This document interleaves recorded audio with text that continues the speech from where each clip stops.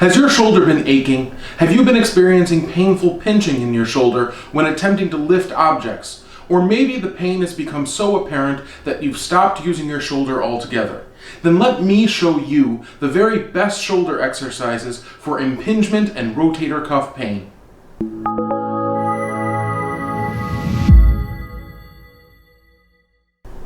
Shoulder pain like this can be caused by something called impingement. Now this occurs when the top of the arm bone will rub up against your shoulder joint when attempting to move your arm around. A lot of the times this doesn't cause any pain whatsoever, but sometimes the irritation to the rotator cuff tendons and the joint itself is enough to cause aching soreness, and at its worst will cause sharp stabbing pain, specifically when attempting to lift your arm or shoulder above your head. While there are many causes of shoulder pain, we are specifically talking about mechanical impingement, rotator cuff tears or strains, and simple wear and tear in your shoulder joint, all of which can be effectively managed using the strategies that I'm going to show you right now. Now, before getting into specific shoulder exercises, let me show you a few effective ways to quickly reduce your shoulder symptoms. One of the basic stretches for relief of shoulder impingement syndromes is to stretch the arm straight backwards. It's fairly straightforward, looks something like this. Arm with my thumb down just simply reaches straight back and straight backwards. You always want to push to that very end range of motion. If this is a painful action, you want to push right up into the pain, kiss that pain, and come back off. Each rep, that symptomatic pinching or slight pain and discomfort ought to relieve, or if at least not worsen, but the stretch is just simply straight backwards, just like this. Now you may be wondering why I have the towel over my back.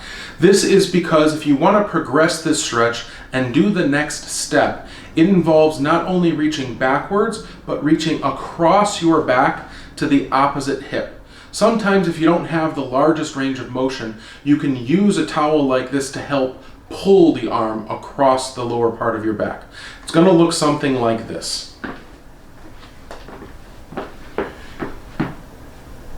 Hand behind the back. I can grab, if I want to, I could simply reach across to the opposite side of my back, reaching across, stretching towards the opposite side of my back. If I can't necessarily get there, that's when I use my towel to grab a hold of the towel, and now this arm, the opposite arm, will pull towards the opposite hip and pull across the back towards the opposite hip. The last step would not only be to reach across the lower part of your back, but to reach up the back as well. Reach up the back as well. Again, you can utilize a towel to help reaching up across the back by throwing it over your shoulder, grabbing a hold of that towel, and now pulling up with the opposite hand to get you to stretch into this position up your back. Once again, if any of this is particularly painful or sore, you want to kiss the pain, approach the pain, but do not push too far into the pain. The symptoms ought to relieve with increased repetitions. Now, the general recommendation for these stretches is to perform one set of 10 to 15 reps 3 to 4 times throughout your day, beginning with the basic reaching backward stretch and progressing through the rest of the stretches only if your shoulder symptoms do not get better or plateau. Also, it is normal to experience a slight amount of pinching, discomfort, or even stiffness and obstruction to the initial movements when first attempting these stretches. However, you should not experience worsening symptoms after you're done. If you do happen to experience worsening symptoms with these stretches, just stop, take a break. If you need to, ice or heat, because they may just not be for you. So now that we have decreased your shoulder symptoms, let's discuss a few key exercise principles that will allow you to train your shoulder more effectively and safely. While the anatomical structures of the shoulder, such as the rotator cuff tendons and joint cartilage, can become irritated and damaged, The true underlying cause of your symptoms are a result of dysfunctional postures and movement patterns of the entire upper quarter. This includes not only your shoulder, but also your head, neck, and upper back. So the best way to treat the true cause of your shoulder symptoms is to effectively train your shoulder and not just worry about speed and power, but also place a lot of importance on posture and support of the upper extremity. Basically, you need to alter your perspective on shoulder exercises and think about them in terms of whole body upper quarter movements versus specific isolated shoulder exercises. In fact, most of our shoulder problems are a result of lack of coordination and stabilization of the shoulder rather than having any particular problems with strength. Therefore, most of these exercises are going to include some aspect of your upper extremity, whether it's your hand or elbow, in contact with a surface, such as the ground or even against the wall. With this new perspective, we are going to be placing our focus on the upper quarter and upper extremity that is acting to support us against gravity, rather than the opposite extremity, which is available for movement. Now, while there may not be such a thing as perfect posture, there are some key posture principles of the upper quarter that you need to be aware of. And these posture principles are the same whether or not you're attempting to press an object overhead or attempting to support and control yourself against gravity.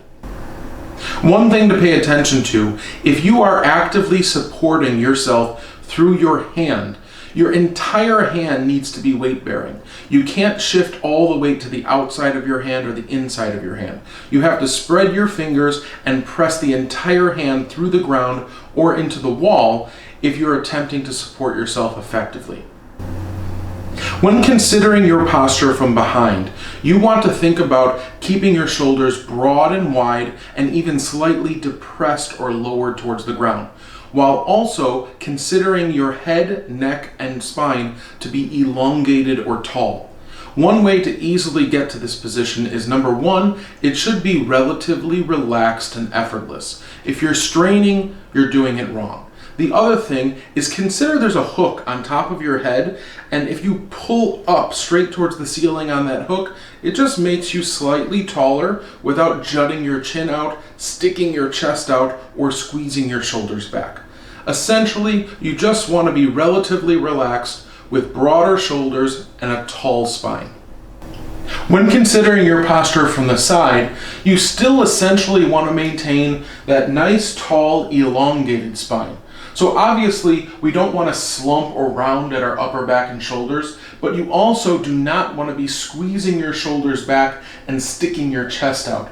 Neither of these is an effective posture. You essentially just want to be tall and long and relatively relaxed. While I have made a point to talk about keeping your shoulders broad and wide and even lowered, it is acceptable for the shoulder itself to raise up or lift up as the arm and shoulder gets up above 90 degrees. So when you start to raise the arm above 90 degrees out in front of you or out to the side and overhead, it is acceptable to get that shoulder or that shoulder to come up towards your ear. You just want to keep it under control and not accentuate it too much. Great. Now that we understand some of these postural principles, let's see how we apply them to some specific shoulder exercises. This is the setup and execution of the prone head raise, and rather than talking to you with my face down on the floor, I'm just going to describe the initial setup. I am going to lie completely face down with both arms up above my head. The positioning of the arms has some particulars to it. The elbows want to be in line with your ear, and your hand wants to be somewhat in line with the shoulder. Once I'm down there with my head straight down, I'm going to begin to breathe and focus my breath into my belly, breathing normally in and out, followed by a slight abdominal contraction, which I'm going to refer to as a brace. This contraction is actually a contraction of my belly outward slightly. That will support my pelvis and back, that enables me to lift my head properly. The additional support for the head raise from that prone position comes through my elbows. So I'm primarily going to be feeling weight into my elbows and almost just below my belly button through that abdominal bracing or contraction. When I lift this head up, it's not going to be a huge head raise. I'm going to lift maybe 4 or 6 inches off the ground, but I'm going to be maintaining my shoulders broad and wide. My head and neck should be relatively long.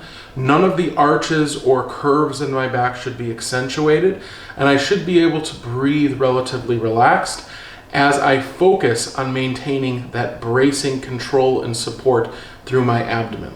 Finally, I don't want to be resting on my rib cage when I'm lifting my head. So you should feel some weight into this lower part of your abdomen. Also, while this is not the most difficult exercise in the world, it should not take a significant amount of effort.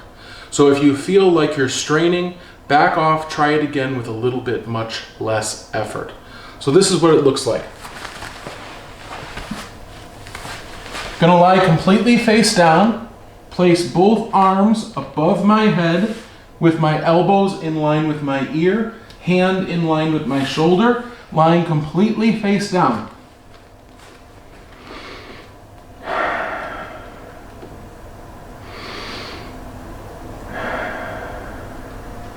I'm going to attempt to brace now, which will cause that slight abdominal contraction, a widening of the shoulder blades, and then I'll lift my head.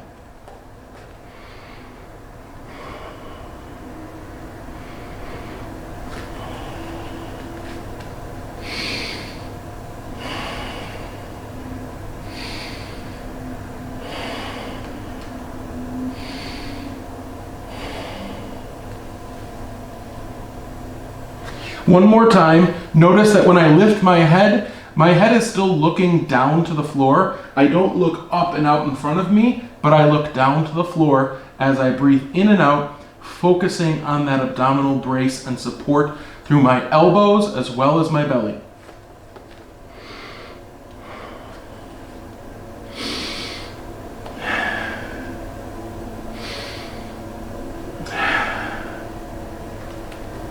Couple things about this exercise. First, if you find it extremely difficult, you're probably doing it wrong. This should require a minimal amount of effort and focus to be able to hold the head upright against gravity while breathing. Second, it does serve as our basic foundational postural support for the entire upper quarter. So you should take a bit of time to master it and understand what it feels like to properly support our head, neck, and shoulder. The setup for the oblique sit basic position is that you're going to be resting on your side with most of the weight on the downside hip, the leg and knee directly out in front of you, and the leg straight down. Top leg is resting at its side, top arm resting at your side, and you're actually going to be supporting yourself on this bottom elbow and forearm. That elbow is directly underneath the shoulder with the forearm and hand turned down to the floor.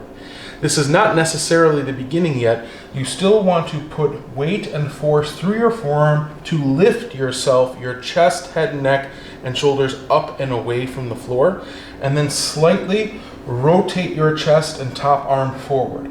My head is looking down, but it is relatively straight. This is my starting position. To continue the exercise, we are going to reach and rotate our chest over the bottom shoulder further, putting more weight into that bottom arm, forcing us to stabilize the shoulder and protect our upper backs. Again, one more time, we rotate, we reach, but we maintain the pressure through the bottom arm to maintain proper control and stabilization of the entire upper quarter. This exercise is a great example of a whole body movement where we're choosing to focus our efforts on the upper quarter. More specifically, that downside arm that's in contact with the ground is training support and stability of your shoulder, that key feature for injury and pain reduction. Of course, the topside arm is involved with strength training, resisted movements, and just simple strength and power. A couple key features about this exercise are that the reaching topside arm can reach in any direction you like, also against resistance. That means it doesn't have to just reach up over your head or out in front of you, but it can reach behind as well. Also, to vary up your support on the downside arm, you don't just have to simply rest on your elbow, but you can actually prop yourself up on your extended hand. A final piece of advice: if after performing these shoulder exercises, your symptoms actually worsen, then I suggest you stop, take a break. You could try them again at a later time. If they persist, try ice or heat, because they may just not be for you. Now, if you have been experiencing significant shoulder symptoms and would like a professional evaluation and treatment that comes directly to your home or place of business, then click the link in the description to schedule your appointment with me today.